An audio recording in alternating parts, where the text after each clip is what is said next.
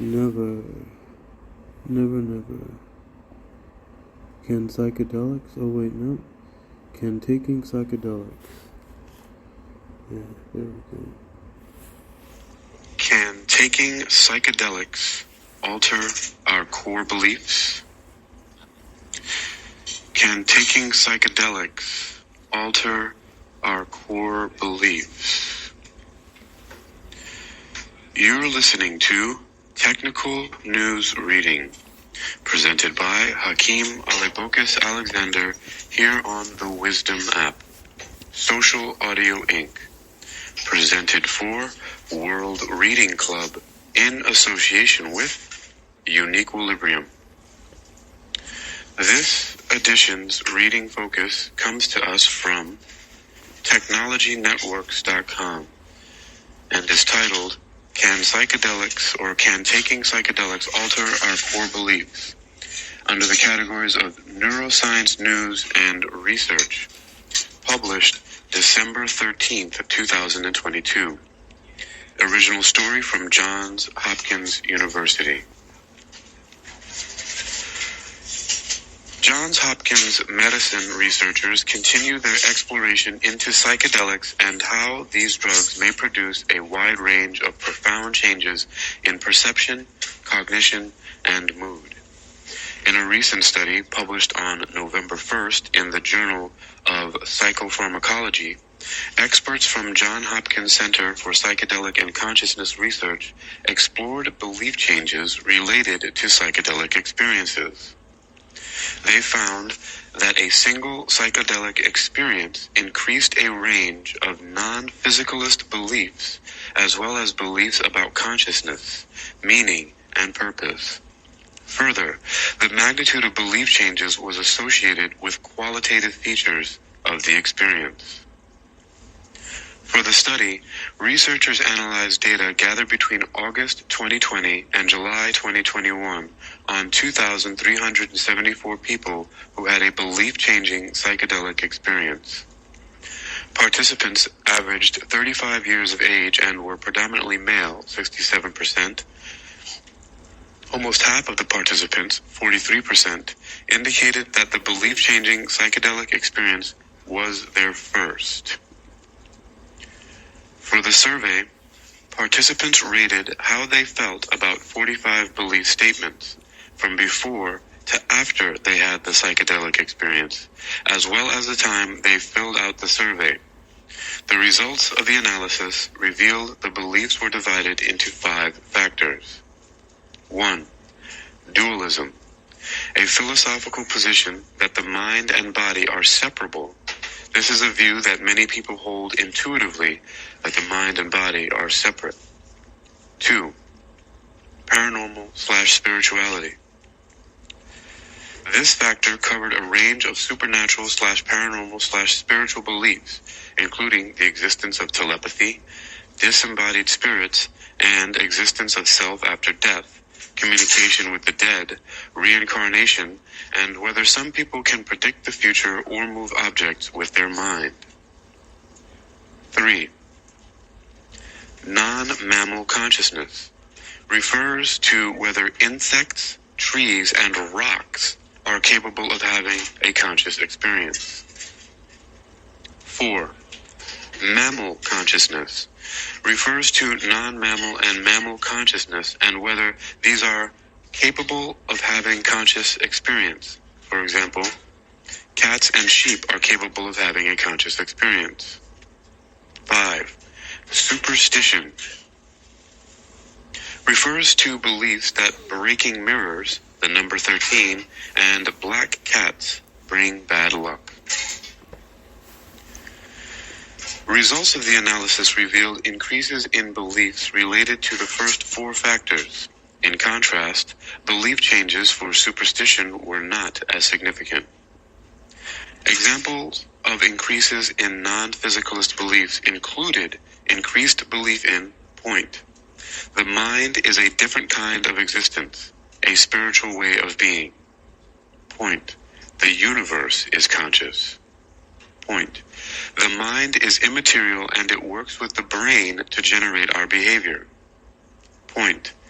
Inanimate natural objects, e.g. rocks, are capable of having conscious experience. Point.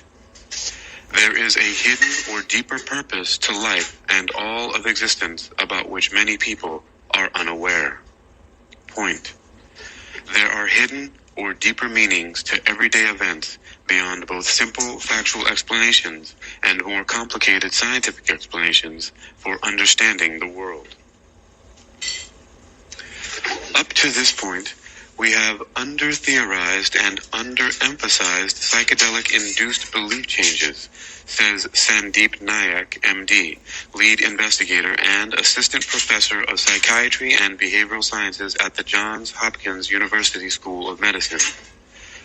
Guardrails against certain belief changes in clinical use are important, but the extent to which such non-naturalistic beliefs may be therapeutic is unclear. There's much more to learn here. The percentage of participants who identified as believers, e.g. in ultimate reality, a higher power and or God, etc., increased from 29% before the psychedelic experience to 59% after the experience. At both the factor and individual item level, higher ratings of mystical experience were associated with greater changes in beliefs.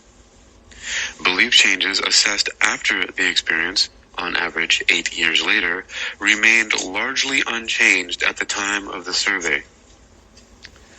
The magnitude of belief changes is strongly associated with mystical experience ratings, which are assessed without reference to supernatural beliefs, says Roland Griffiths, PhD, the Oliver Lee McCabe III PhD professor in the neuropsychopharmacology of consciousness at the Johns Hopkins University School of Medicine and founding director of the Johns Hopkins Center for Psychedelic and Consciousness Research. Major features of such experiences include a sense of connectedness, preciousness, and validity. These features may account for changes in beliefs, such as increases in a sense of purpose and meaning of life, and that the universe is conscious. The researchers say that future studies at the center will focus on empirical psychedelic research on secular spirituality and well-being.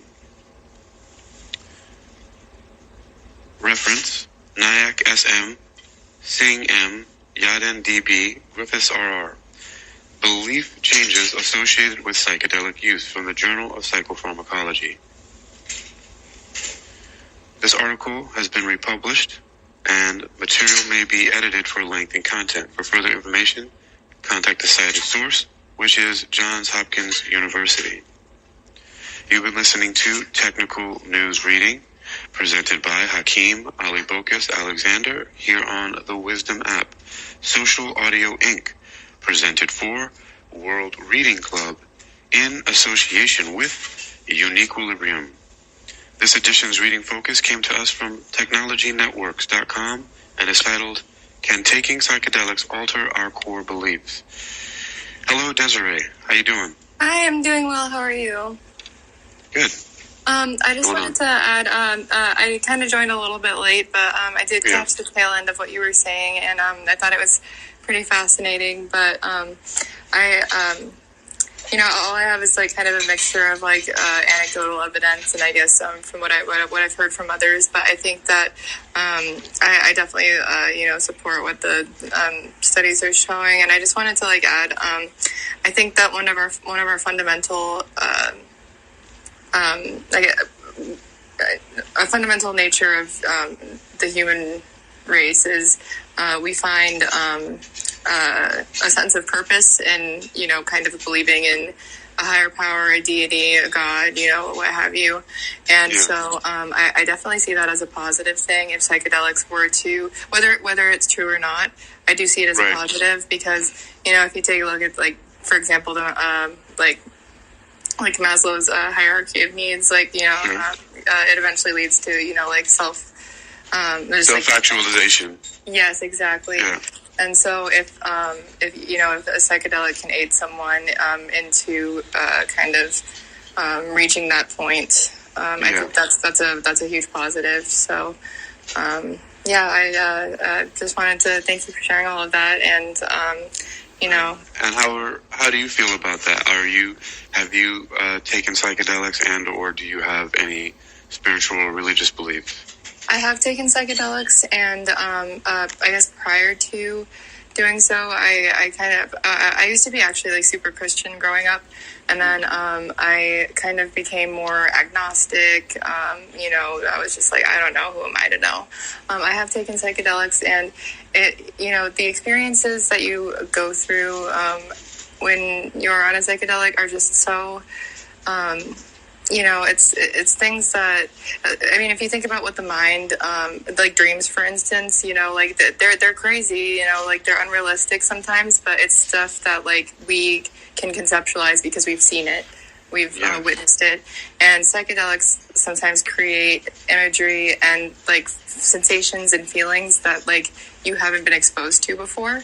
So, I find it hard to like think that the brain would, I guess in so many words, be able to come up with something like that just on its own, I think there is like I think there definitely could be a link between the two, because I've considered myself spiritual, I guess, ever since then. Not necessarily like, a human-like deity, but I definitely believe that there's, more to our souls. I do believe that there's like, I don't, it's still kind of like agnosticism in a way, but but it's more or less like, I'm not like, there isn't anything. I'm just like, there's something and I don't know what it is.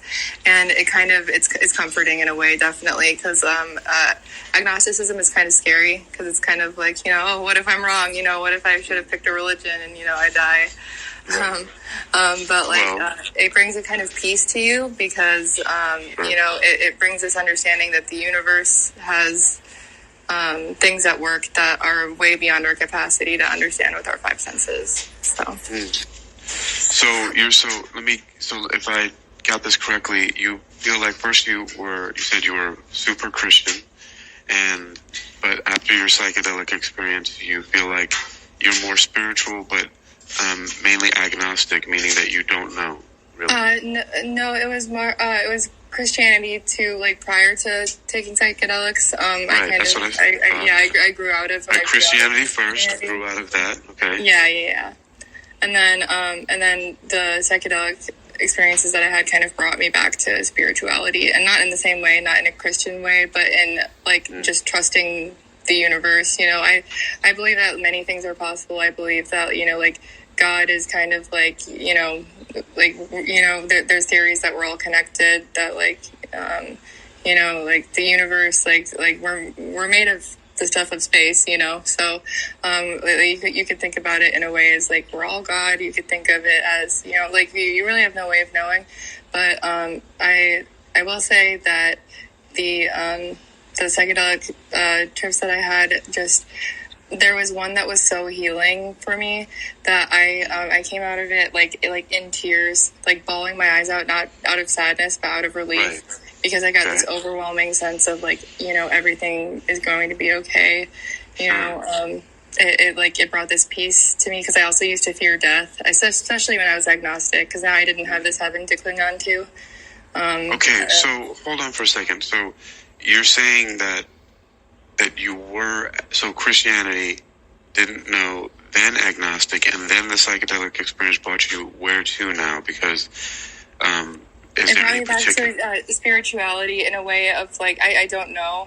I don't know what forces could be at work in the universe. I haven't really, I guess, like delved in deep enough to like, experience a deity, per se. I feel like the presence of something, I guess. I feel like there's a presence of something in the universe. I feel like things are, kind of like we're predestined in a way to like, I don't know. It made me believe in souls, I guess. I have trouble articulating it properly, but I believe in souls, and I believe that a soul doesn't start when you're born and it doesn't end when you die. I believe that the soul is kind of eternal, and that was a very peaceful thing for psychedelics to bring me back to, because the fear of death that I had, before, when I was agnostic, or even when I was Christian, what if I did the wrong thing and ended up, going to hell? It really brought this sense of just peace and comfort, and just understanding that if, your heart's in the right, it kind of more of, I guess, maybe like a Buddhist perspective, if you want to, if you want to, I guess, choose a philosophy.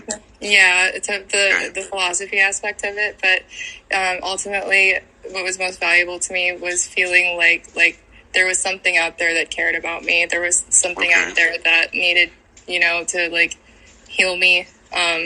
And it was very, very therapeutic, more therapeutic than any therapy session that I'd ever went to. I didn't need to touch another psychedelic for a long time after that. Okay. It was really good. So you don't say, so you're not saying that you're agnostic anymore? No. I just don't know what's at work. I guess, when I was saying, kind of agnostic now, I was more so saying I don't know what kind of deity or what kind of forces could be at play. But there's something. But there's something, and there's no more doubt that there, could not be something, Okay. So. Okay. Yeah, it was a very valuable experience to me. It still sounds, but you don't exactly know. Okay, I'm wondering where that would fit in, because you don't know what it is, but there is something, but you're not calling it God. I call it God because I don't really have, another word for it. I reject the idea of a God being like a human-like deity. So an anthropomorphized deity, like how most people think of man's created in the image, maybe up in space somewhere on a throne, eyeing the prices of Honda every year and throwing lightning bolts at sinners. Yeah, no, not a man. I think that it's not a human-like deity. I think that it's something beyond what we're able to experience here, unless maybe psychedelics do kind of introduce you to that realm. Drugs are powerful, so they can they can definitely play tricks on your brain. So I don't want to full-fledged say yes, this is what it is, but it does. It just reframes your whole concept of time, of your understanding of your place in the universe. You realize how small you are. You realize that just so many things, and it actually kind of refueled an interest in spirituality. And I'm looking for something. I'd like to find a religion that I sit comfortably with. So it kind of also propelled me into looking into things that might bring me peace and might make living the rest of my life as a human a little bit more comfortable. Sure. Definitely triggered it triggered a reinterest in finding spirituality, because I was missing that. I didn't want to be a Christian anymore, but I wanted to feel like there was something more to us than just living and dying on this planet. Right. So I'm confident that there's something at play. So you're confident. It's a very comforting thought, I think. Yeah. Something that do you think that's something more that you want to believe that there's more, or that you need to, or that So there's maybe that you want to or need to, or that for sure. I know for sure. I'm just not sure what it is, which is why I'm kind of trying to explore different aspects of spirituality on my own now. See what kind of I can make sense of.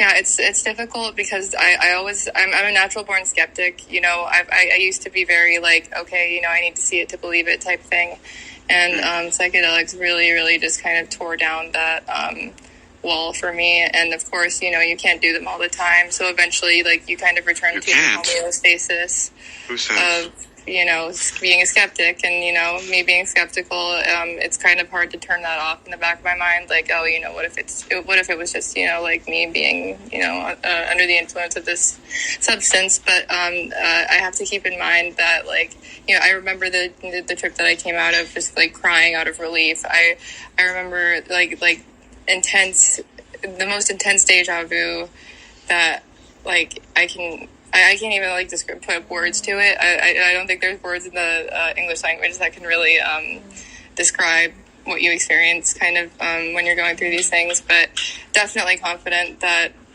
we have something out there dictating, helping, controlling, orchestrating the universe in some way. So it just brought a sense of resolve and a sense of interest back to me. Sure. I guess. Now, the study said that they followed up with people 8 years later and experienced the ideas that they came up with, or their belief changes weren't altered, even though 8 years had passed in a follow-up study. Yeah, I think that since it's kind of triggered an interest in me to look into a subset of spirituality, that brings me comfort, and I think that's just going to continue to grow. So I think 8 years from now, I'm probably gonna hopefully I'll have found something that brings me comfort, like something I can practice every day and believe in. It may not be the right thing, I kind of like to think that there's, multiple paths to, I guess, what I would like to hope is an afterlife. Or it could be reincarnation. I don't know what it is, but I just know that I felt this utter sense of everything's going to be okay, and it's not over when you're dead. The soul lives forever. I think that's very true. Well, maybe we can talk about that sometime. We can both figure it out. Yeah. All right. Well, thank you so much for hearing me out and asking me. Yes. That was very good food for thought. It's going to give me some stuff to think about for the rest of today. So.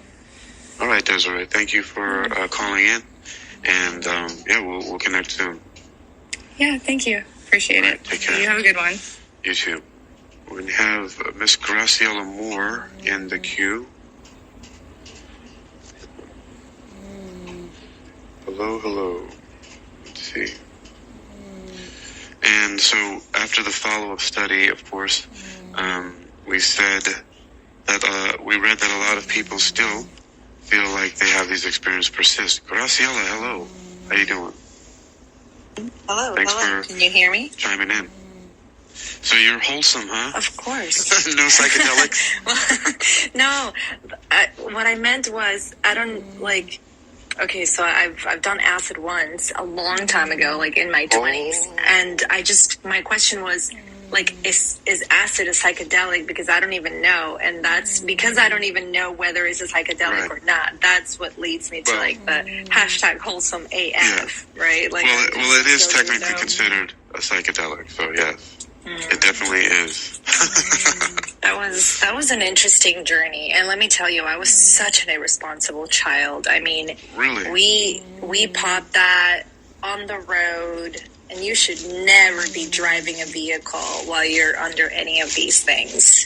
Well, some people will argue with you. Oh my gosh. No, man. I mean, I wasn't driving, and I guess that's why I was like, woohoo, yeah, I don't care. Obviously, I was very rebellious growing up. I always wanted to do everything opposite to what my parents told me. And I think it's part of that not being supervised type of, you don't even care, so I'm just going to go do it, right? Some people go the other way. But I've never done anything else, so I'm not sure how I can chime in. Well, but so to answer your question though, can taking sex alter our core beliefs? I mean, after only doing it once, I don't think it's fair to really answer it definitively. But I'm going to say no, and the reason why is it's because you take any mind-altering substances, let's just call it that, and that could be anything from actual. Boutique drugs to, mugwort tea, which is an herb, right? That you can smoke or you can boil, and it's medicinal, and I don't know what else. So these are mind-altering substances, even though they're, natural. And I just feel like even though you take them, when you're sober, you get back to real life. So unless you're going to be high on those things 24/7, then you're living just a different reality altogether. But once you come down from that high, your life is still the same. And I just don't see how,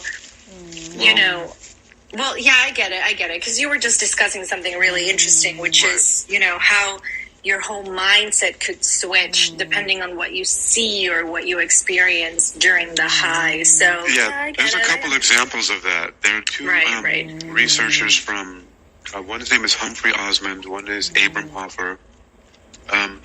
They were both working with the author of the book Doors of Perception, Aldous Huxley. Have you heard of it? No. So he wrote this book after his experience when under psychiatric supervision of both of these psychiatrists, and they give him psilocybin, and it's from a cactus. Anyway, it's a hallucinogen, and he then wrote the book The Doors of Perception, which inspired the name of the band, The Doors. And so The Doors got their name directly from this. But the other claim to fame these guys have, besides being a psychiatrist from Margot Kidder, who was the woman who played Lois Lane in the Superman movies, they worked with Bill W., who was the founder of Alcoholics Anonymous, and they gave psychedelics to the alcoholics in the program, and 50% of them never drank alcohol again due to their experience that they had with psychedelics. So it does... They were scared out of it. Maybe. I'm kidding. And then also there's something... Michael Persinger at Laurentian University recorded electromagnetic frequencies from nature called earthquake lights that happened in Japan. And these frequencies, when people were caught in them, would cause them to have hallucinations and different type of experiences. And him and another guy named David Corin built something called the God Helmet, or the Corin Octopus. And when they replayed these frequencies to the vestibulocochlear nerve, or the eighth cranial nerve pair, they were able to reproduce similar experiences that they called hyperreligiosity. So there is some lasting effects that these different type of mind-altering experiences can have. So maybe you're just an anomaly. And Tyler, I see you in the queue there. But yeah, maybe you're just an anomaly somehow. Maybe some people don't have those. I don't think that mine have changed at all. But I was also very, very naughty with psychedelics. I just don't think you can really experience something like that from just dropping one drop of acid. That's what I mean. And so this is why my example. Yeah. That's right. Yeah. Well, yeah. This is what I believe, that my example is not helpful in this conversation.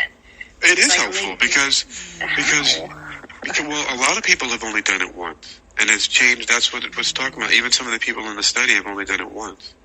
And so it's changed. Yeah, I was totally not impressed. I was like, okay. And so here's the thing.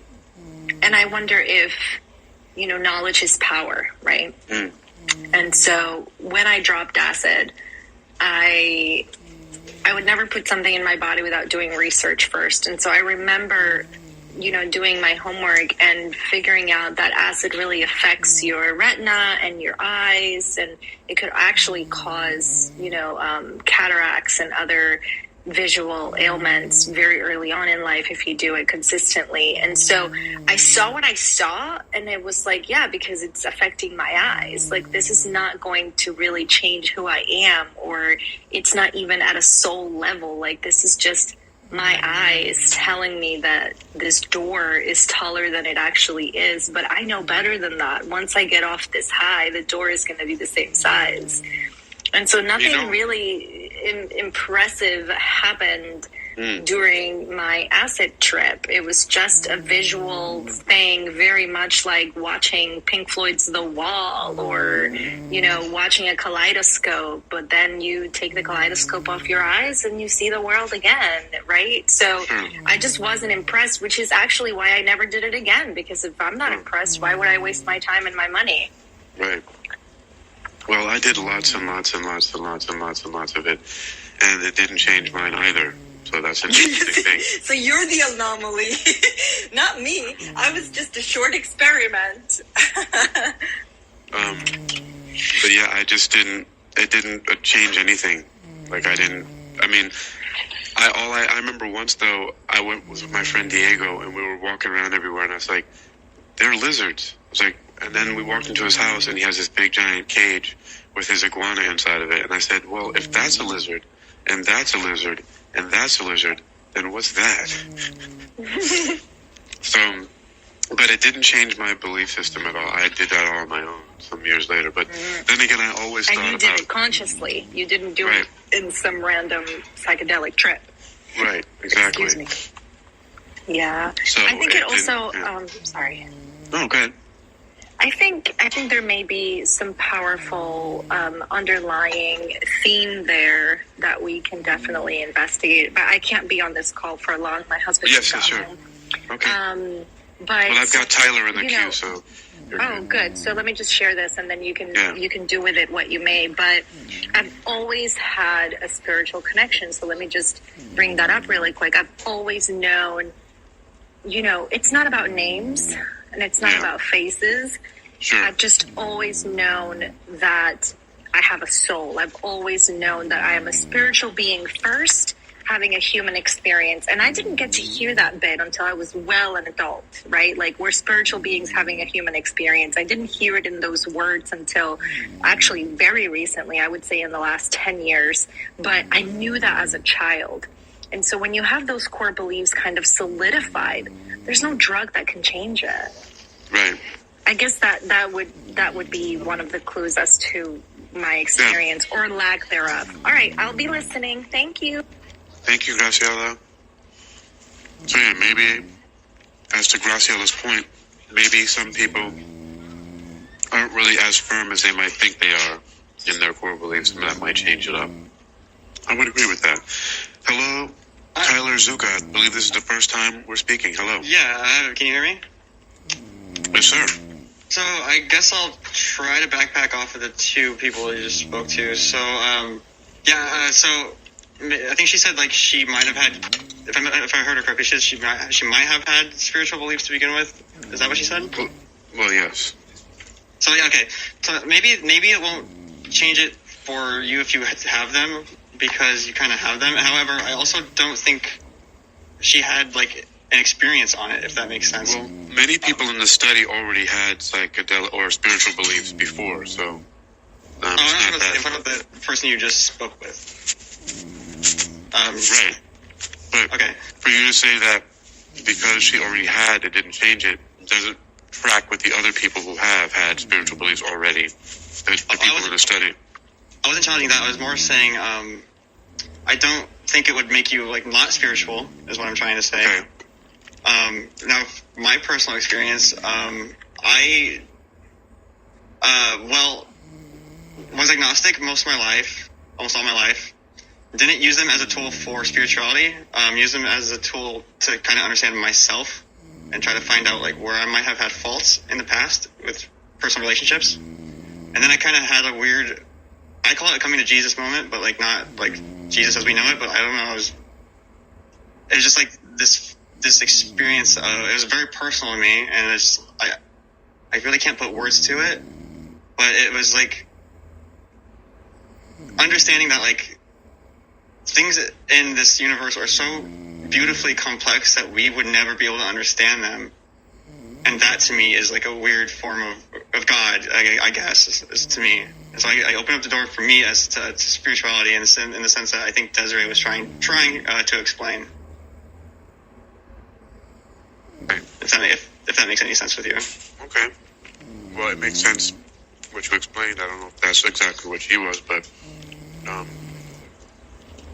yeah, I understand the idea that it can change certain things about people, and you can have some experiences that maybe clue you into something. Yeah, I mean, I was agnostic to I was basically atheist for the last few years of, I guess, agnosticism, because I wouldn't even entertain the idea of it, and now I'm open to the idea of, like, say, like, not God as a Christian God, but like God as in, like, I guess I might use it as a cop-out for the unknown forces that be, but I don't know if that's a cop-out or if, like... So, Tyler, let me just remind me, were you spiritual or religious before your psych kit? Okay. No, and I never seeked it out. Right. Did you have other questions? Well, just the further about your psychedelic experiences, you said that it did clue you into maybe something being more? I don't know how or why I had an experience like I did, but I just remember like laying on the floor and just feeling like this strong feeling of love like wash over me. Okay. While like I was like just like at my apartment, like I wasn't with anybody, I wasn't like doing anything, and I just like this just strong feeling of like comforting love wash over me, and like it could have been a drug, sure, I'll accept that, but at the same time it was something that I felt and experienced. So even if it was drug induced or not drug induced, why would I want to say that? Like even if it was drug induced, why would I negate the feeling when I experienced it to begin with? Right. That's a good point, because an experience that you have is just as real as anything else. Even when you have dreams and you have emotions and you feel them, sometimes people wake up crying. Like even Desiree came out of her experience crying.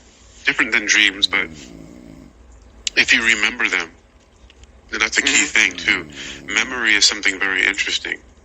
So if you remember the experiences, you draw off of that as part of your life experience. It's taught me that language is very limiting in trying to convey meaning. Because it's very limiting. It's hard to describe, like, I guess a feeling. It's almost impossible to describe like a feeling, like if it's like an experience that you feel. And it's frustrating, but I've learned to accept that. But like I never realized how limited, I guess, like every day was without having ever experienced psychedelics. It opened up the door to an entire possibility of endless possibilities. It made me very much more open-minded to almost anything. And I'm not doing a really good enough job like explaining what I want to say. Well, it's okay. I mean, that's why I'm not leading. I'm not going to ask you any leading questions. I just want you to see if you can explain it yourself. But if, like I told Desiree earlier, I mean, we can definitely open up some space and talk about it earlier. I mean, I definitely have my own ideas about things, and but I don't push those. I guess, like, to put it simply, it's very humbling. Very humbling. And that's like probably the best way I can describe it. Because I get that. You don't know everything, and sometimes when you lose your sense of self, you come back to realize that, well, I can't really like say what. It's just humbling. Yeah, humbling. I just want to leave it at that. Well, good. Yeah, I mean, so some of to recap it, if I'm correct, you said that you had a profound feeling of love, like, wash over you, and that also you felt very humbled by the experience. Would that be correct? Yeah. I think those are very significant things, Tyler. Yeah, and like they still stick with me to this day. Like that was probably now 6 years ago. Yeah, 6 years ago. I've had my fair share of experiences. In fact, like I kind of use them as like a tool, personally, to, like I said, like better like myself and my place with the world. Like try to find out where maybe I had fallings out with family or friends. Find out where I could view like my qualms with life from a different perspective to see like how I could resolve things, and it helped. And I think it helped me become a better person and be like, well, obviously maybe who I am today. And Tyler, how old are you, if you don't mind me asking? 29. Okay, so I know that Desiree is in her early 20s, and Graciela, I know her age as well. So it's interesting. So we have, some different age groups here. I'm older than all of you guys, but so do you feel like even now that this experience, you said you do remember it and it stuck with you, do you ever find yourself thinking about it out of the blue? Like just randomly? Like sometimes it just comes back to, or did this question, can taking psychedelics alter our core beliefs, kind of bring it back? I think I do think about it quite a bit. I don't intentionally think about it. I just it just, I guess, comes to me. And I do a really poor job explaining like my idea or concept of God, but I explain it to people as kind of what I try to say to you is like, I say like, if you look at like the universe or even evolution itself, it's so beautifully complex that to me, that is God. Right. And that doesn't really explain it to many people, but it's a personal relationship sort of thing, and I don't know like how else to like say it other than it's just so beautifully complex that it's unfathomable to me. But that's the other thing you did say. You said you had a very strong feeling of Jesus' experience that was very personal, right? Mm-hmm. But it wasn't connected to any religion.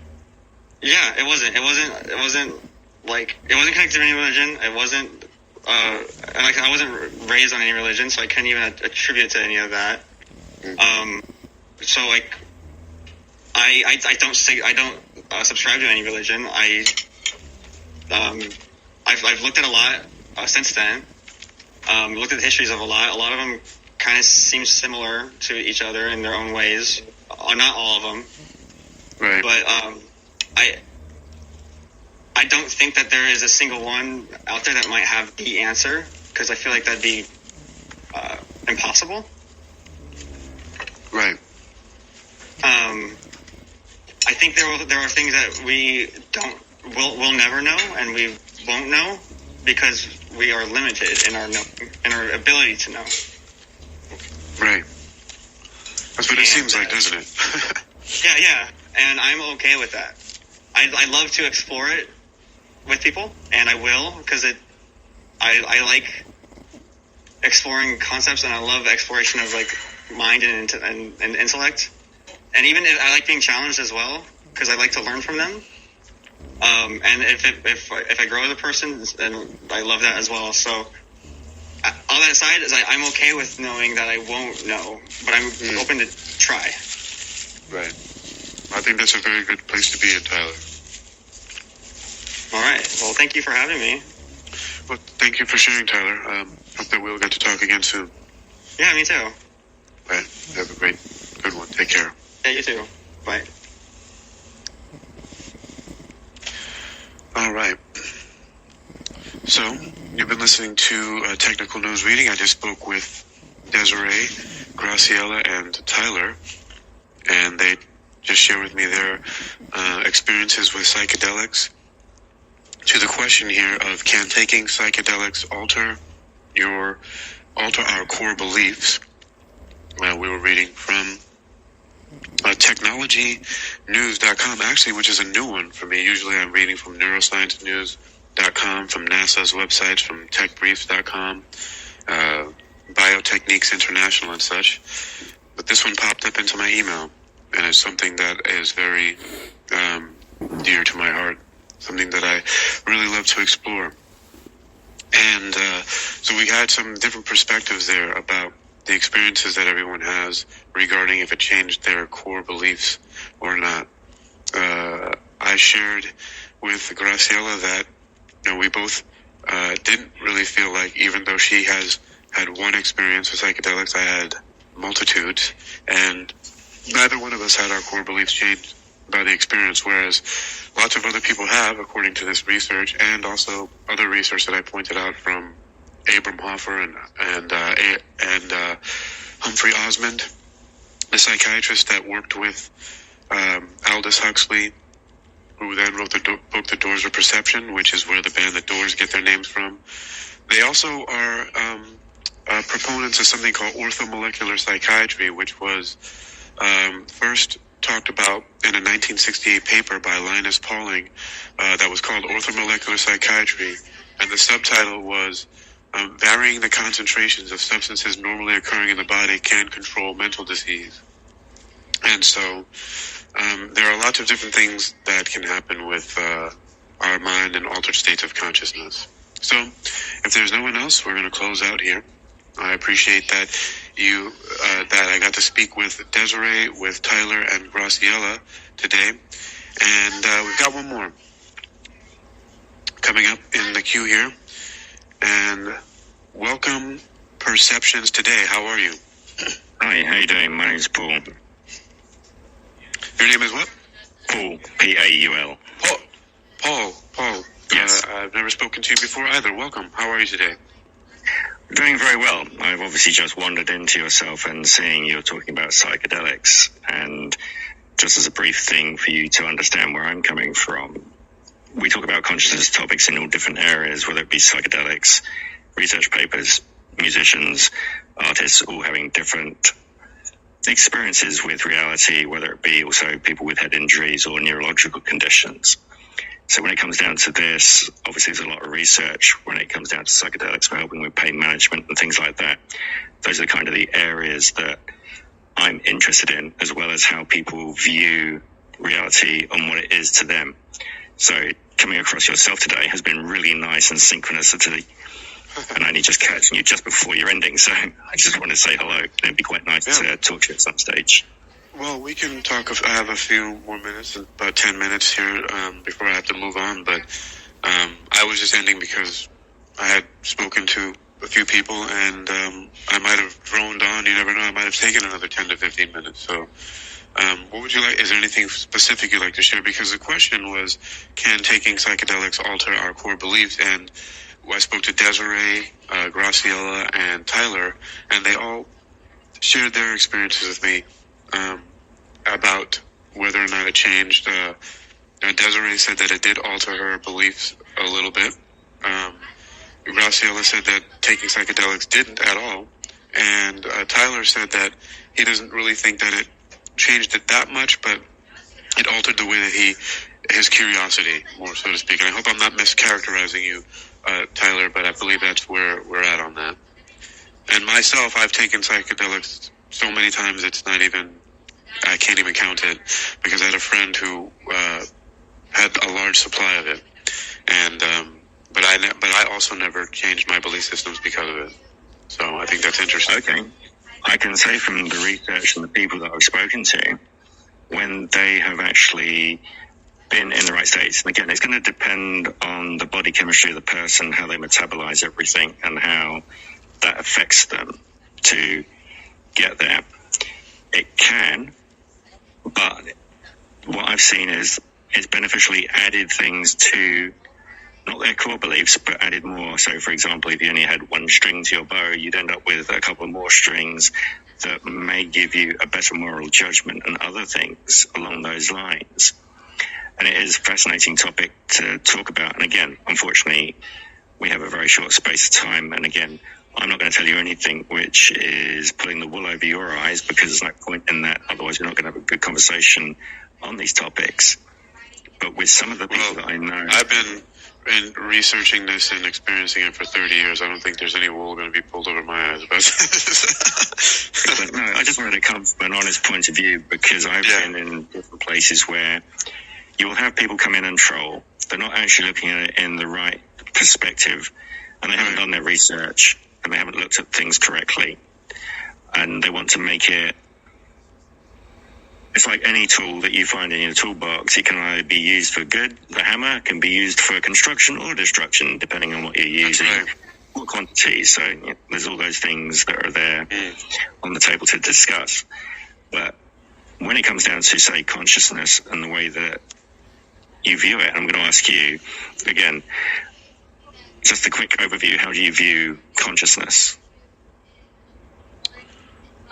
I don't know that. I'm not sure about the question. How do I view consciousness? Okay, so let me put it from my point of view. Sure. And it can be wrong, I guess, at the moment. As far as I know, in 2022, this is how things kind of work, and this is how I feel about things. And again, these will stretch and change throughout the years when I learn more, hopefully. I found through having experiences, and that's whether it's been accidents, where I've had experiences outside of my body for like milliseconds, but I've actually seen myself away from my body at the point of impact of an accident. So I had visual, auditory, and also sensory information, which I shouldn't have, because my body was 30 feet below me when I was at the point above my body. Right. So that was the strange thing. That led me at a very early age to think, well, we're not really anchored in the body. We could be something else. So with all my research and thinking and everything else, and the people I've come across and all the things so far, and again with we're talking quantum physics and everything else, everything's entangled. And my whole objective is to try and find out what the origin point is, of where all existence came from, which is going to take a long time, as you could imagine. Right. But we could be a signal that comes to the body, which is like an antenna. And you'll have two kinds of signals that come in. You'll have like an interference pattern, which is like your ego, and the other part is the informational part. So you go along living your life with the number of years, you pick up the experience, but when you die, it disappears. But because information and energy doesn't die, the signal part takes the information and goes back to source, whatever source is. But words is just not good enough to describe something we can't comprehend because we've never seen it before. So that's kind of where I go, and that's what I'm trying to look at and see how other people see things. And again, psychedelics have been, with different cultures, showing them either internal sections of their body and expanding and going elsewhere. And again, with anesthesiologists like, get this right, Stuart Hammeroff. Are you familiar with Stuart Hammeroff? Yes, sir. Yeah. He was also featured in that What the Bleep Do We Know? Yeah, so you've obviously either spoke today or possibly other people might have heard that the microtubules within the brain, which are inside the neurons, which are smaller packets, work like quantum computers pushing off light, which when they try and chill them down to absolute zero, they still find energy is leaking up from somewhere else and bringing in information. And it starts to get fascinating at that point because from other research and from other books, when people take psychedelics, it may be instead of expanding and going outside of your body, you might be going down within inside your body into the DNA where, as they say, it's a crystal structure. And that's not meaning like glass crystal. It's crystal, as you know. It's a matrix. Is a definition for just a structure of a pattern, which is regular, like a chessboard is a crystal and a framework like that. So they might be going with internally down inside that and then going back to source.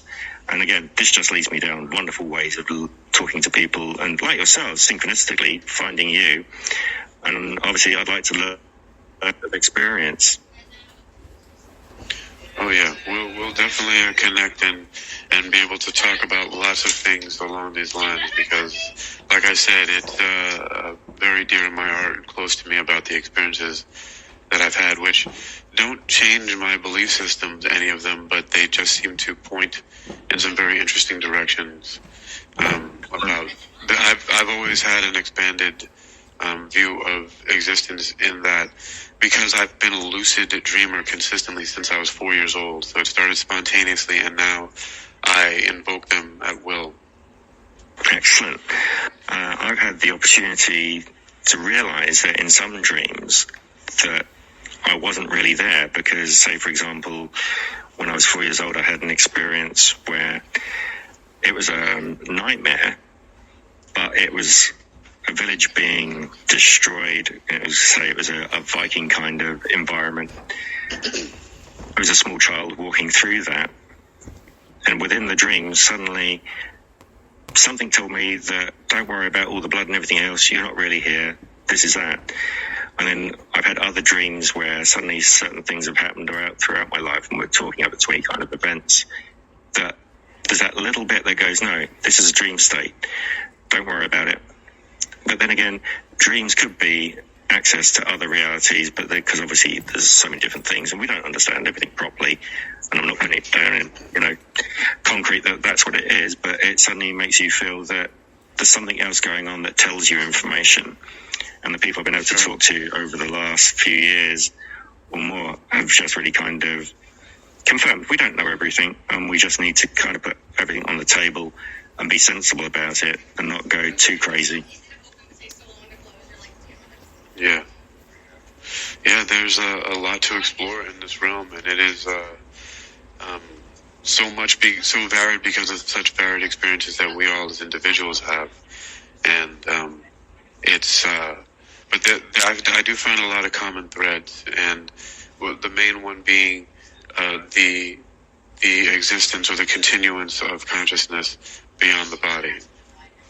Oh, definitely. I mean, as I've said to you, I've had multiple accidents where this has happened, or even when I've been within an accident, it may seem to me to be real time, but to others, obviously I've reacted quicker, but I've had like 4 or 5 different scenarios quickly shown to me the best way to survive a situation and which one to pick.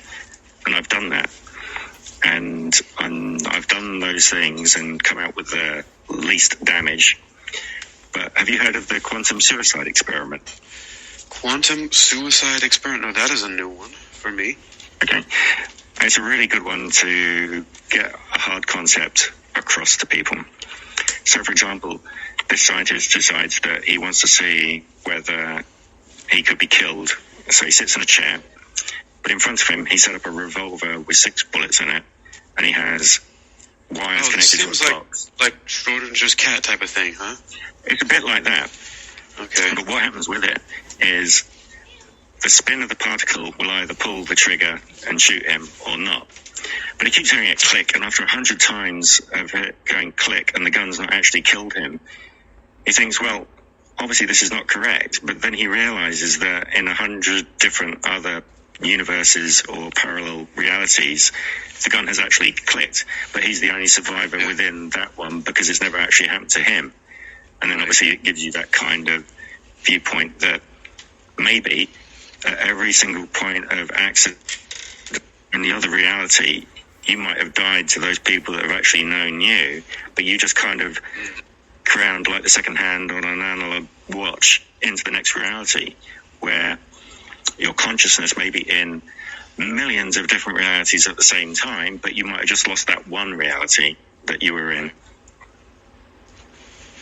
That's a very interesting perspective. It's something that I actually wished for would happen, because there was a time where I wished that I could swap myself with another of myself in another reality. And I wish that I could be there because of certain situations where I wish that I could go to where someone is still alive there. Yeah. I mean, it is amazing. And I found that there are people, so for example, in 1991, there was a film called Final Approach. I'm not sure if you've seen it before, but it's about a test pilot. And he ends up crashing, and then he ends up in a waiting room, and then he ends up talking to a psychologist. Within the film, there are so many threads that this person has obviously not been able to communicate via talking to others, but the writer has put them into the film. And it was talking about epilepsy, life after death, how God could be, and other bits, but they're all subtle pieces within the film. And come 20 years on past that, I met up with other researchers and scientists who started talking about these things. And then when I went back to look at the film again, it was really hard to find because it didn't come out on DVD and other media formats for ages. That you suddenly listen to the soundtrack and some of the things in the background, and it really fitted in with some of the cutting edge neuroscience and other bits and pieces that were in 2005 and other places. And it was just amazing to suddenly go, wow, people are stimulated to either put it down in music or put it into art forms, and it's only later when you suddenly come up with the knowledge that you go, oh, well, there's the connection point. They couldn't express it in a proper way to give it to the masses, but only those that suddenly see it in a different format make connections to it. And there's a few authors that I know at the moment, independently, that they found that within biblical texts, I might say, let's go for the Christian one first off, a lot of the stories refer back and can be mimicked into biological structures of the human brain and how they function and how the nerves work and also how the chemical formulas work and the way that it goes. And then I was talking to a guy in India, and he had actually been looking at the Quran and finding the similar thing, that it was almost as if to get to the population who wouldn't actually understand biological information at a scientific level, we put it into stories and encode it that way amongst other information. So instead of having just straight text of saying, this is how you go down the shops, turn left, turn right, and do that, you have, this is the story of the man who picked up the apple, who wanted to go here to do this, to do that. And there's so much layered within these texts of information, and it would only be smart to get people to do oral traditions, because then those that weren't technically minded could still say the stories to their children and to the others, and it'd still be passed on, and then suddenly you could unravel it later on.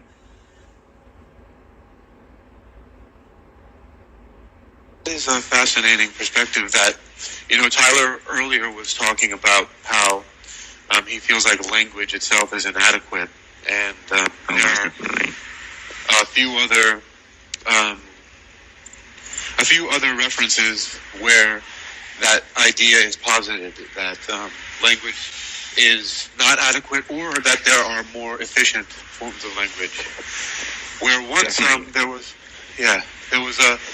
something that I had come across where they found that all of the information about the universe and understanding in language could fit on something as big as like some type of coin, a small coin that you could fit in your hand. And it was just embedded in the grooves or these patterns in the coin, but it revealed all the knowledge, or at least an entire language could fit on that one coin. Oh, definitely. Have you heard about Terence McKenna's kind of hypothetical theory about mushroom spores? I do know about Terence McKenna, and is it that the mushroom spores themselves are each individual conscious entities? Well, there's a version that, I haven't heard that version, but there's another, obviously, idea that he put was, if you were an intelligent species and you wanted to communicate information to another species on another planet, you could use spores because they are resilient. If they were on, say, a meteorite, they wouldn't burn up in that way. So then the spores would come to a planet, and then they would germinate and then produce the fruit, which is like the mushroom top, and be suitable for consumption. In doing that, whatever local species of animal that would consume it, when it ingests it, it would then get pictorial information within the brain or some other stimuli through the chemistry. Because there's no point encoding words and sending them out into the universe, because not everyone speaks the same language. But pictorial information and chemistry changes would be one of the common things, so that you would have that. And it would help out with evolution and along other lines, that you might be just embedding information within their genes. And then somebody else wrote a book. Seems like a very advanced form of that golden record that we sent out into space, right? With the pictures and the engraving. It would be similar to that. But much more advanced, like biotechnology. A few of us got together and we were kind of discussing this idea, and we thought, well, why not have an idea where, okay, if you have that information, why not embed all the information you can at present into, say, the maternal line of the DNA, so that when the woman reproduces, that goes into the DNA of the offspring. And again, whatever they learn gets encoded further down the line, so you have, multiple people, and it gets greater and greater. So at the point of scientific discovery, that when they're looking at the DNA, they find it's encoded in a certain way that's a library system of information of what had gone on and everything else. And that would be amazing, because if they then got off planet and they still had that scientific experience and knowledge, but suddenly were hit with civilization, went down to Stone Age, the information would still be being encoded within that civilization.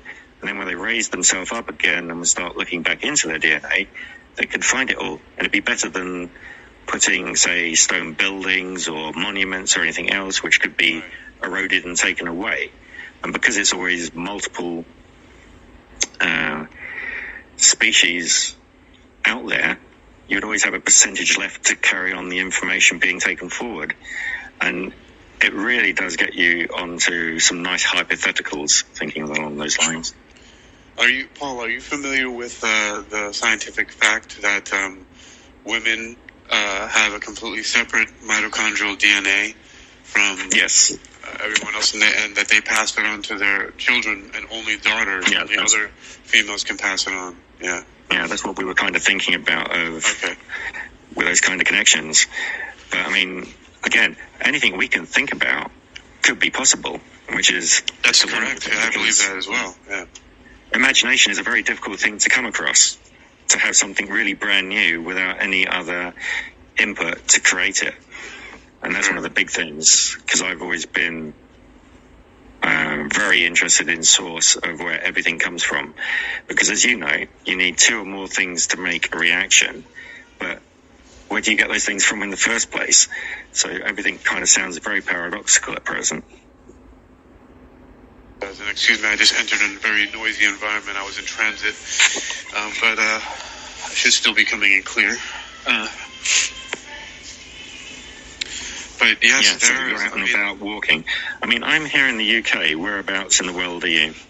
I'm in Virginia Beach, Virginia, the eastern part of the United States. And yes, I figured you might be in the UK. I know that there's a couple of organizations I follow out there that are doing psychedelic research, more open to it than in the United States. But the United States is coming around now because they can't quite help it getting away from it. So it's just so prevalent. If you have the opportunity, or you probably are aware of Third Wave podcast. Actually, I'm not. I mean, I might have heard of it, but I haven't listened to it. The Third Wave podcast is all about how to use psychedelics within a medical environment to make it better, not just going out and getting wasted on psychedelics. It's literally for those with PTSD, or say using ketamine for helping with pain relief and doing it in the right environments and everything else. And they give lots of great content of what's going on in the cutting edge environment and what people are doing and what organizations to contact, etc. And over here in Greenwich... I'm sorry. I wonder if that's a uniquely UK type of thing, because my mom, who was raised in England, my parents are originally from Trinidad and Tobago, but she was raised in England, and the first time she caught me, well, the first time I ever got high on marijuana, and she caught me that time with my friend at the time, Mike, she scolded us, but then later told me, if you're going to be doing this, you need to focus your mind and your thoughts and use the experience to better yourself and better your ideas and to educate yourself, because it's simply another way of looking at the world. Oh, definitely. It's all intention.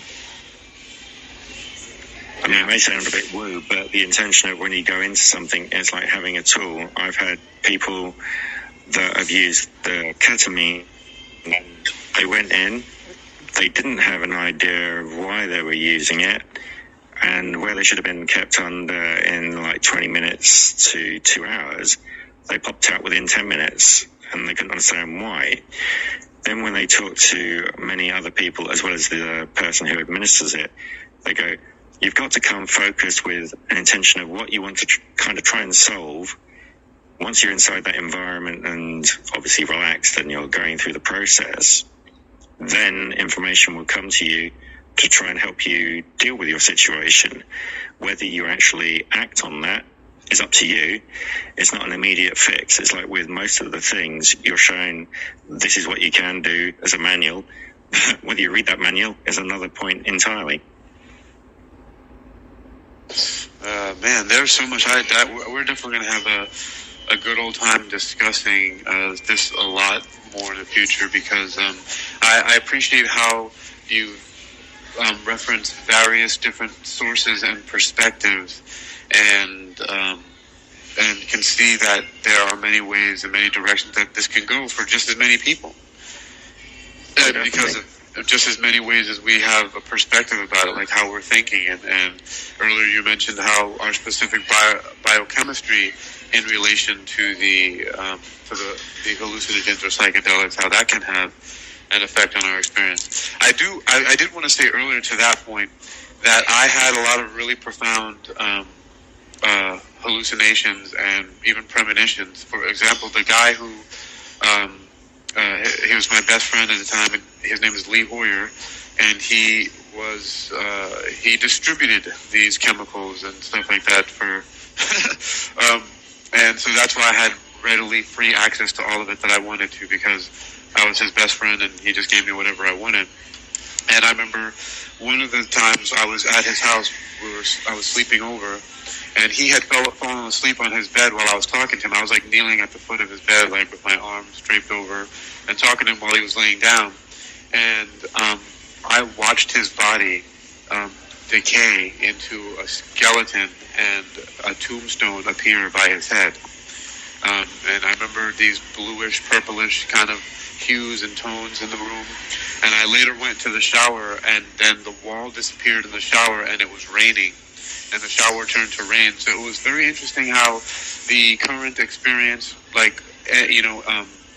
was kind of incubated itself into the type of experience that I was having. But also, very sadly, within a few months after I left from Florida, where we lived, and moved to California, he was killed.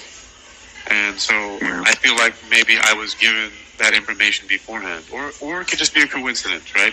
But I've never seen anything like that before or after in a psychedelic experience. I don't normally have these like death and skull type of things like that in the experiences. So I just thought that in retrospect, I thought it was interesting. I didn't think about it at the time. Yeah. And can I ask you, several, you said blue, you said blue and purplish, yeah, colors? All those kind of hues, but also very faint undertones of greens somehow, but it tended to stay in that cooler end of the spectrum. The reason why I tell you, why I ask about the blue, within my research between people who have epilepsy and entities that guide them, as well as people who have seen other entities as children when they would not even be talked to, like 2 or 3, with, they wouldn't be given science fiction kind of ideas about different individuals, and also some others that have got synesthesia. The common factor that seems to turn up is blue.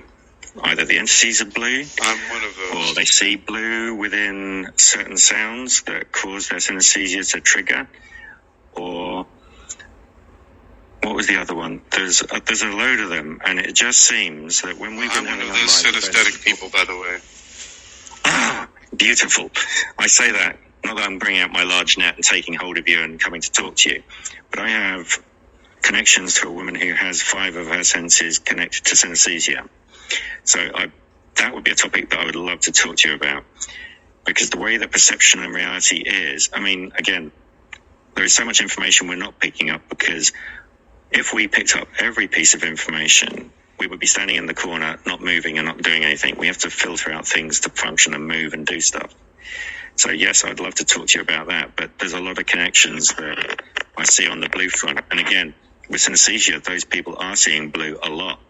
So yes, I would love to speak to you greater on this. And again, you see in Indian texts, a lot of their gods are in the color blue.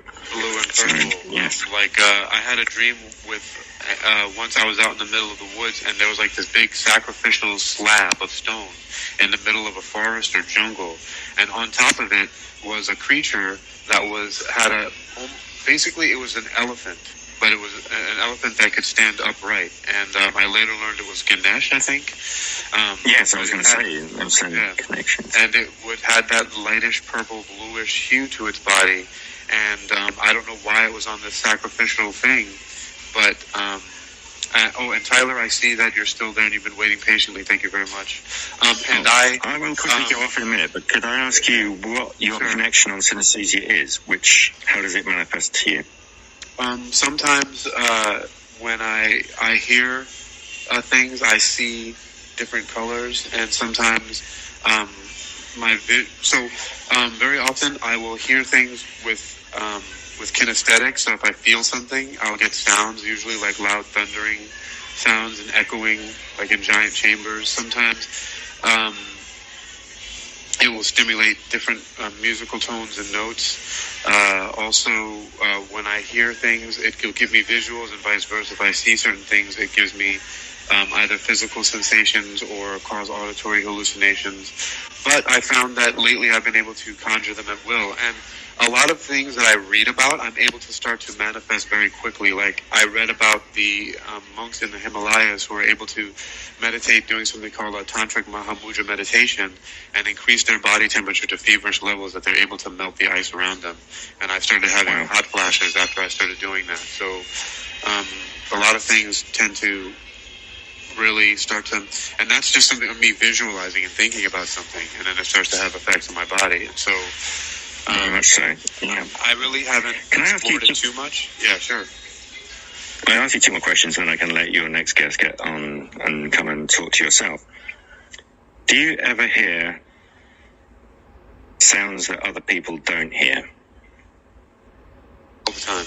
At a constant level. And I also, not even just at a constant level, but also because there's a frequency band, there's something else that's going on there that I have to tune out. But also I hear things that other people should hear that are in the physical world. Like what do you describe it as? I don't want to load the question because I know a couple of answers to this, which I don't know, but there are there's a lot of crossover between things that are happening physiologically and things that I can't explain. Like, for example, once I was sitting in a classroom and my left ear got really warm and hot and burning and started ringing a lot. And then I heard someone's phone ring in the classroom, and it was a girl who was on the opposite side of me, on the opposite side of the room. So it was like an electromagnetic signal came in from wherever to her phone. Yeah, and so, I got it early. But then other times, it's something different. Do you ever hear a hum? Yes, I hear humming in everything. And what's really interesting, I'm just going to ask you this, and obviously I know you're going to answer truthfully on this. Is it the kind of hum that if you put earplugs in, you'd still hear it, and nobody else could hear it? I'm not sure, but I haven't really experimented with that much. I just know that it's kind of pervasive. And you can't find a source for it. Well, it doesn't have a source. It's just... It's I'm going to explain something. Well, not explain. I'm going to tell you what I found out recently in multiple things. Also, do you ever hear high-pitched sounds coming from plugs or sockets? Yes, but I can just attribute that to electromagnetism. I mean, there's a lot of that.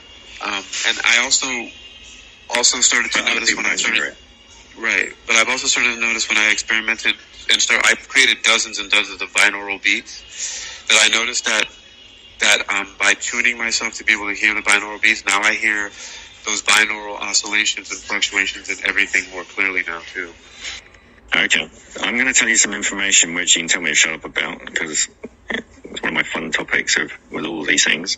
And I know obviously you got somebody else waiting. There is a woman called Beth who is searching for the hum, and she's going around prehistoric sites and stone circles, for example, or places on Europe as well as South America, and she's getting it financed because people who have excited nervous systems, say damaged in some way, and it's kind of altered, it's not tuning out that. People who are neurodivergent, and also, again, for example, like yourself with synesthesia, they are also sometimes picking up this frequency, whether it be continental movement with geology, as in putting pressure on quartz, which then puts more energy into the environment, as in electrical stimulation, which then obviously makes us ring like tuning forks, and we only hear it. But others won't hear it because we're picking it up through our bones, because your bones actually pick up more sound when you've tuned out your auditory. You can't ever not hear sound, unfortunately. There's also the fact that within star systems, when there's explosions, obviously those waves come through galaxies and they can hit certain areas on the planet at certain times as we revolve and spin, which also makes sound as well. So there's a lot of investigation within to the hum and the high frequency. And if you want to know a bit more about that, I can also put you in touch with the woman. But I am of the same state where I was in a populated area. I thought I was going mad. I could hear this hum. Nobody else could. And then I got myself into nature and found that it wasn't all the time. And then suddenly it would turn up, and then I'd be looking for aircraft or power lines, and there was none of those around or anything else. Then I went onto a different continent entirely over a number of years. Then I found it out in complete fields and wilderness. And it wasn't me. I was picking this up. And this is the thing which I've now found, that people with head injuries, as I said, nervous system problems and other bits and pieces, they are more susceptible for picking up this information. And it's fascinating to me. Like how some people, you can knock on the side of a television or old school radio and kind of get the signal come back in because you're moving around some of the components to close their circuits more properly or whatnot. It's a bit like that on the human body, yeah. But some of us have just had our filters removed and we're just picking up more information, like yourself with synesthesia, where at childhood, birth, all your senses are connected together, as you know, but later on they separate to become when you're an adult, but yours connected together and stayed that way for the way that you pick up information. But you can, under hypnosis, actually make people have synesthesia with certain connection points as well. It's amazing how malleable the brain is. I actually have a degree in clinical hypnosis from one of the best hypnosis schools in the world called the Hypnosis Motivation Institute in Tarzana, California. And I've had some really interesting experiences with that. Are you familiar with Steve Bierman, the MD in America? Sorry, I missed that. What did you say? Yes, I am familiar with Steve Bierman.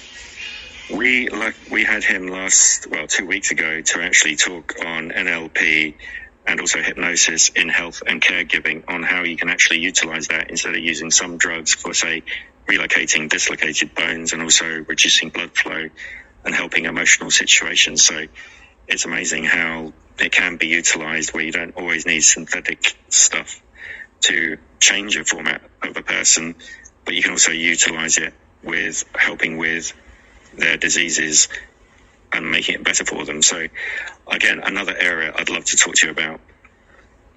There's some fascinating stuff into there. I mean, there's a lot when it comes to hypnosis and altering the mind for it to have intentionally to have effects on the body. So it is a long rabbit hole.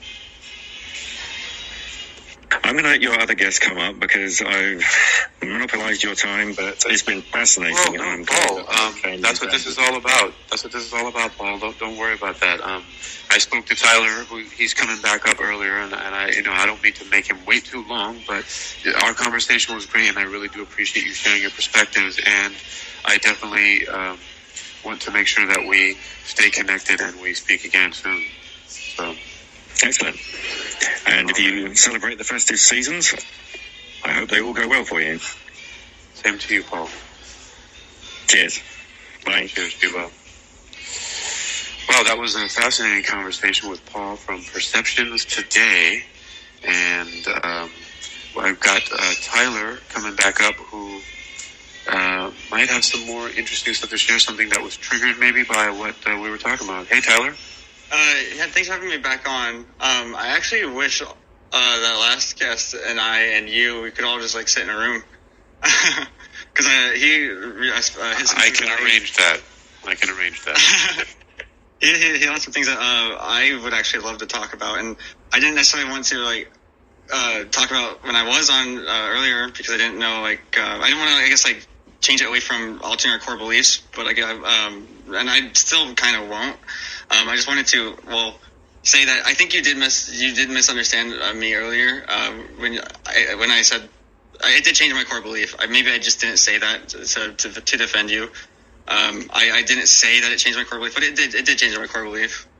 I just wanted to put that out there. Sure. But yeah, when he was talking about quantum immortality, I've actually had this similar thought, or an even feeling.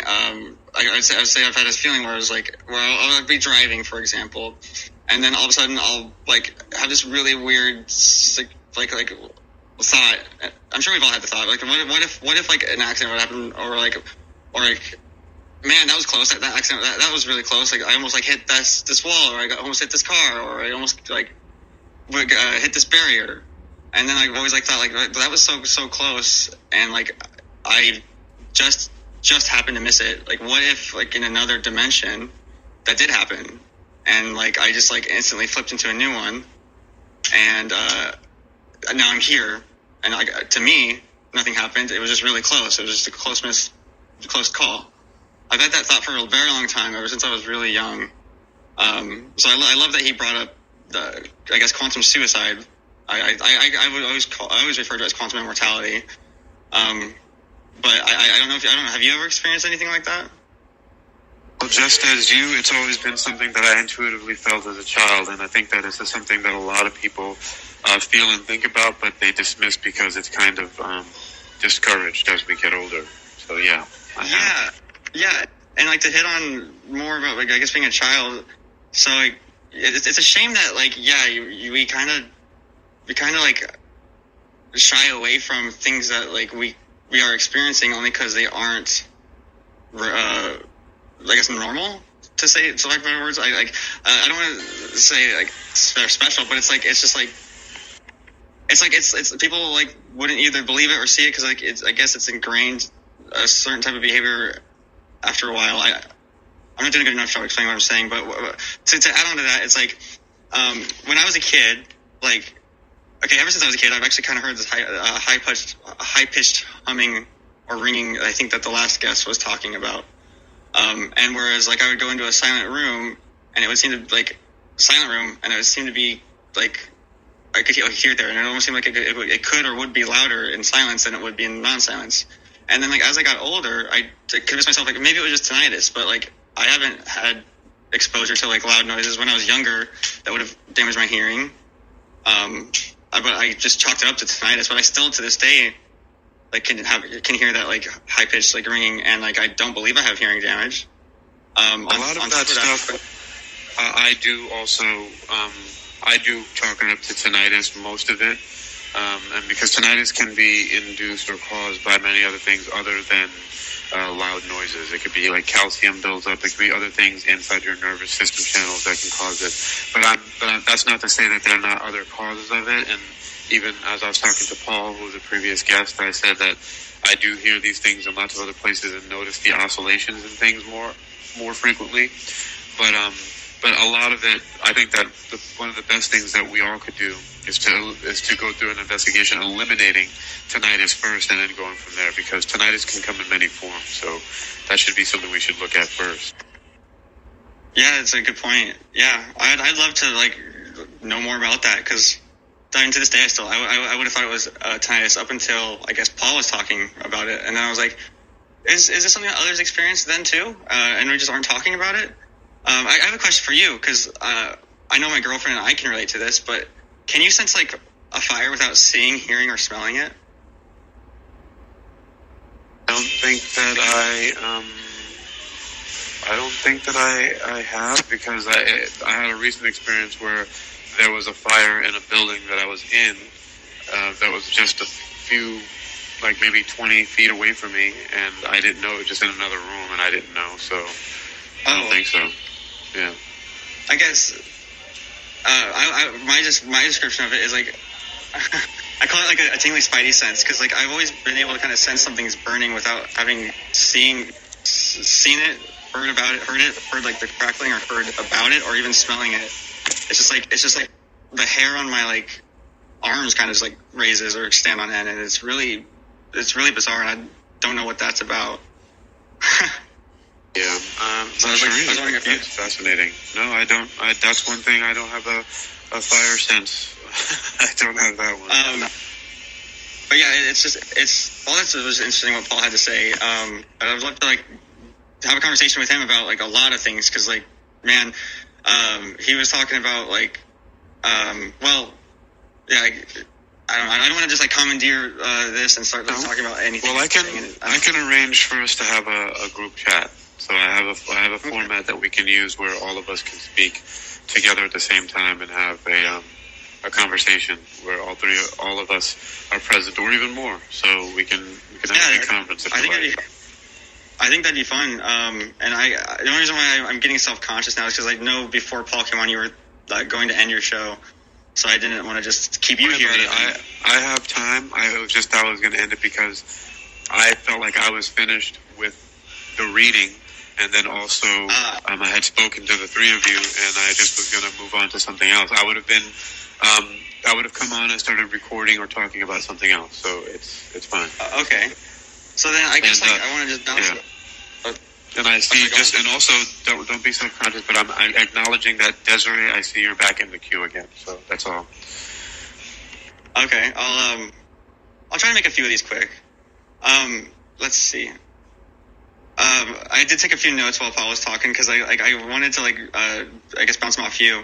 So I've had this thought, or I guess kind of belief, that happened after, I guess, my psychedelic experience, where I started kind of being open to spirituality. That I feel like, I could be wrong, but I feel like psychedelics might have spawned religion as we know it. And then maybe through years, maybe that's changed. And I feel like it at least spawned transcendental experiences. I don't know why I feel that way or think that way, other than my only quote unquote evidence I may have, which I don't even think is evidence, is cows are worshipped in India, I think, and mushrooms can grow off their feces. So I wonder if they're protected and pre-modern due to something like that. No, it's a good theory there. It's possible. I never really made that connection, but it seems plausible that the reason why they worship cows could be in part because of the psychedelic experiences that grow out of their poop. I mean, it could be, and I sometimes wonder, in a similar regard, if that's why. So the U.S. or CIA studied psychedelics briefly to try to use it for mind control, and then it seemed once they realized that it kind of didn't work in that way, and also I would say made people not want to be controlled necessarily by a regime. I wonder if they spawned the war on drugs as a war on consciousness for the counterculture and politics itself, mixed with underlying racism. I don't know your stance on that, but I've always kind of wondered that, because it seems like it could be that way. I don't know your take on it. I haven't really thought about it, but it's food for thought. It's something that I would think about. I don't exactly know. There's a lot of things that I'm learning about and that I'd like to definitely explore. So okay. And then I think a few other things that I just wanted to I guess just throw out there before I head out for the night is I think it's interesting that in some other, I guess, non-modern or non-first world societies, there always seems to be an elder of some sort that is wise and helps people go through spiritual journeys. And our culture may not know what that is, but I would view them as probably shamans, probably maybe going through maybe an ayahuasca ceremony. And I feel that might be more common spread in pre-modern society than we are talking about for some reason. I don't know necessarily why it feels like that's been swept under the rug. As far as there's a lot of reasons for that, and one of the interesting things about that is that in psychiatry, it's really swept under the rug.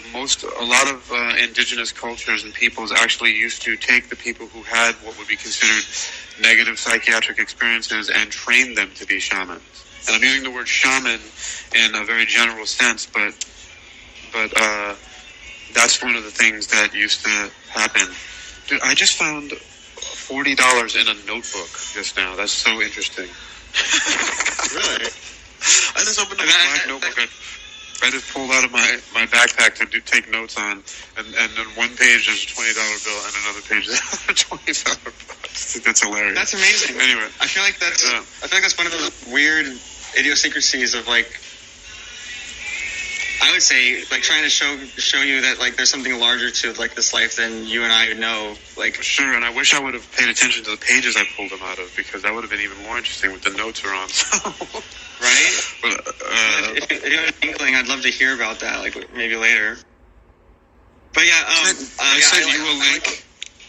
I was saying I sent you a link, and I sent Paul a link, and I'm going to send it to Desiree and whoever else wants, where we can have a group meeting, even if desired, a video chat. So there's an option that we have where we can talk all together, and then we can also go on video if we want to. You have the option to be on or not on video, but still all together speaking and talking. So, but yeah, the thing is that so this is why I'm learning, because a couple things you brought up, I haven't had experiences of, like being able to sense fire from a distance without any of the other perceptics and things like that. So, this is interesting and very, very amazing that we all have these great varying experiences that we can learn from each other. Yeah, I agree with you, and yeah, I'd love to have that chat hopefully soon. So I'll just sign off that I'm right there with Paul saying I think like the brain's like a signal receiver to like consciousness, and maybe what Desiree was saying about soul is what I would say is consciousness. And I think I'm not defined by my mate sack. My mate sack is just like holding on to my consciousness for this path on this life. That's how it feels. We're definitely I think we're gonna be onto something here. This is gonna be a good meetup that we'll all have. So, all right. Well, thank you for having me back, and I hope to talk to you soon. Oh, sure, for sure, Tyler. Let's keep in touch. Yep. All right. Thanks. Be well. And I've got Desiree coming back again. And let's see. Yes, we are all one, as we are all entangled in many ways. Indeed. Thank you for that perceptions today, Paul. I appreciate that. And Desiree. This is, I'm starting to see that this might be an area that I need to continue to focus on in my sci-fi communications and many other things. Welcome back, Desiree. How are you? Hi, I'm doing well. I don't want to take up too much of your time. I actually have to be somewhere in a little bit myself. So I just wanted to briefly, I guess, elaborate or correct some of the points that I was trying to make earlier. But first, I wanted to say how shocked I was when I first heard Tyler say that he could kind of detect fire, or that something's burning from a distance, because I also share that same experience myself. Ever since I was little. No. Yeah, it's not, you don't smell anything. It's this like, for me, I get goosebumps. My skin, it's like my skin detects it. And so I get this like kind of weird shiver, like kind of feels like an electrical like impulse that goes like kind of throughout my body, and causes goosebumps. And so oftentimes I'm able to kind of I know when something's burning before anybody else in the room does, because of that skin reaction, I guess, to the goosebumps. So I just found that was fascinating, because I'd never met anybody who had the same phenomena. But I guess to circle back to what your talk is titled.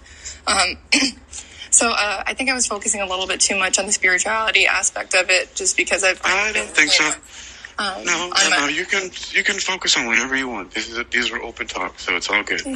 Yeah, I was limiting myself in a way, though, because I failed to mention that your core beliefs are, at the end of the day, your core beliefs are an accumulation of all the experiences that have shaped you throughout your life, right? Spirituality or not, that's your core beliefs are, a product of like what you've experienced, what you've been through, maybe some inherent traits that you were born with. But our core beliefs ultimately lie in that. So with the guest that joined after me, she... I don't remember. Graciela Moore, Moore. Yeah, I think that, psychedelics are a tool more than anything. If you use them in the right way, if you use them because you're wanting to have a fun time, I don't think that's the right reason to use them. I mean, unless that's, what you want to use them for. You might not have the best experience if that's what you do. But if you use it as a tool for introspection, it can be incredibly valuable, and it can alter your core beliefs, because I loved how Tyler was saying that if I understood him correctly, he was kind of saying that it was more an experience of the self. Outside of even spirituality, it gave me, it helped with self-esteem issues. I looked in the mirror, when I was on mushrooms, and I was looking at myself, and I'd been having a really hard time with my self-image at that period. I looked at myself and I felt beautiful for the first time. It was the visuals. The visual aspect was temporary, but the self-love stayed afterwards. I felt beautiful after I stopped. So even outside of spirituality, your core beliefs can be altered by anything. And if you go into psychedelics, wanting feeling to beautiful is a spiritual experience, I think. It is. Learning to love yourself, learning to be kind to yourself. Yeah, I remember once I had an experience where I was a kid and I used to think I was ugly, and people used to pick on me all the time because I wore thick glasses and I was skinny. And then once I was with my dad, who was a handyman, and he was one of his jobs that he was doing was helping somebody to move out of their home. And I remember sitting in the truck and looking into the mirror, and I was smiling about something, and I realized, I was like, I'm pretty cute. And that stuck with me. Yeah, that doesn't necessarily have to be, brought on by a psychedelic. It could be just something that, it could be anything else. So a psychedelic could be a tool to get there, but it's not the only tool to get there. It's not the only tool to get to spirituality. It's kind of what you make of it. So it's very powerful if you go into it with the mindset of allowing it to potentially reshape your beliefs, because spirituality aside, I thought about things a lot differently. I became a kinder person. It was a huge empathy thing for me. I was able to, I sat there and I cried about people's experiences and thought of them in ways that I couldn't relate to before, and it's a highly mental thing for me. The visuals that, I guess it's a cool add-on. It's a cool bonus, but I really like what it does for me mentally, because I'm just really able to think of things in a frame of mind that I feel that it breaks down the barriers that we inflict on ourselves, not with intent, but it's very good at breaking down walls and kind of opening up your mind to different beliefs that you may not have thought of, without the aid of it. It's not anything that you can't accomplish without a psychedelic, but it certainly can help. So, right. A lot of those experiences cross over. That'll be all, sir. A lot of those experiences cross over because they are. I call it, I've heard the term cross-phenomenology, and it's something like, for example, lucid dreams can turn into out-of-body experiences, can turn into visits from aliens, can turn into, and on and on and on, you understand? So there, a lot of these things cross over with each other and not necessarily are isolated from each other. So perhaps I could have had low blood sugar at the time when I was in the truck waiting for my dad. There's so many different things that can happen, and emotions mixed with that can cause these types of experiences. So yeah, you're right. It's not just one thing that can cause it, but sometimes it's good to have that little push. When we have it, like you said, you felt like you first experienced yourself as being beautiful, and then you started to be kinder to people, and so on. Yeah, it's kind of like how, depression, for instance, I think I don't know the exact statistics on this, but I believe, if I'm not mistaken, that, psychotherapy can be just as, if not more effective than medical intervention, SSRIs. And so there's multiple paths, I guess, to maybe arrive to the same conclusion. So, like you were saying, it's a good little boost, if someone needs the boost of, for example, an SSRI.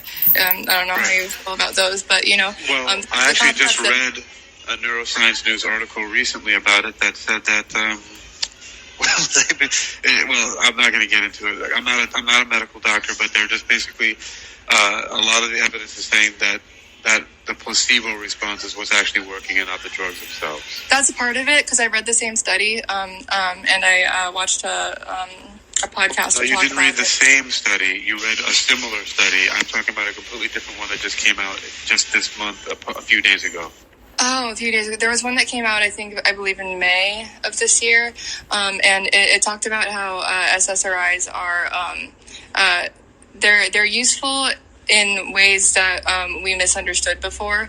It's not so much like an imbalance of serotonin in your brain, but there is a component of antidepressants that does help. I don't think it's a strict. So let's look at this. Why it helps it helps some people. Well, let's look at it this way. Let's look at it this way. Here's what they actually found, because now they're able to track it very specifically. They basically genetically engineered neurons in the brain, specifically the receptor sites for serotonin, with something called green fluorescent protein, GFP. And then they introduced serotonin to these nerve cells, and what would happen is they called it S-darken, is now what they started to call this genetically engineered nerve cell, because when serotonin attached to it, the green fluorescent protein then started to dim or darken and stop glowing as much. So now they're able to specifically exactly track where serotonin is attaching itself in the brain and exactly what kind of effects is happening, because they can actually see it attaching. So there's no more speculation about if it's attaching to the neurons or what's happening, because SSRI stands. And that's all for now.